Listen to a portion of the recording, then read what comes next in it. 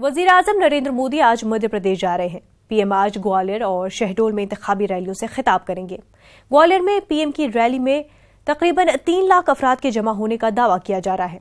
18 नवंबर को पीएम मोदी छिंदवाड़ा और इंदौर में इंतखाबी तशहीर करेंगे, जबकि 20 नवंबर को वजीर आजम झाबुआ और रेवा में इंतखाबी रैली से खिताब करेंगे। 23 नवंबर को पीएम मोदी मंदसौर और छतरपुर में होंगे। हम हृदय से स्वागत करते हैं माननीय प्रधानमंत्री जी का देश।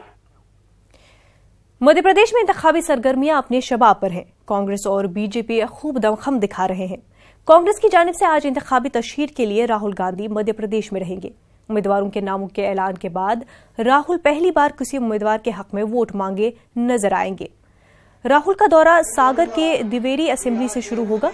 इसके बाद वो सेवनी के बरघाट के मंडाला में पार्टी की तशहीर करेंगे।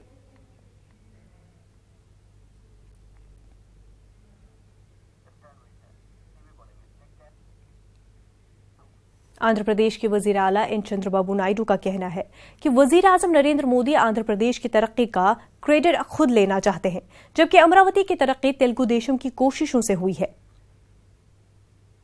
पीएम स्टेटमेंट चूसाరు సింగపూర్ లో ఫిన్టెక్ సిటీ అని అన్నాడు. ఫిన్టెక్ బ్రహ్మాండంగా పోతుంది. ఎక్కడుంది మరి ఎక్కడో ప్రమోట్ చేసుకోవట్లేదు. మొన్న ఇక్కడ జపాన్ పోయాడు, ఒక 3 పాయింట్లు మాట్లాడాడు. డబుల్ డిజిట్ గ్రోత్ అన్నాడు. ఎక్కడుంది double digit growth? Only Andhra. Second అన్నాడు, ఎక్కువ సెల్ ఫోన్స్ ఇక్కడనే మొబైల్ ఫోన్స్ మ్యానుఫ్యాక్చర్ అవుతున్నాయి ఆంధ్రప్రదేశ్ సెల్ ఫోన్లు కూడా.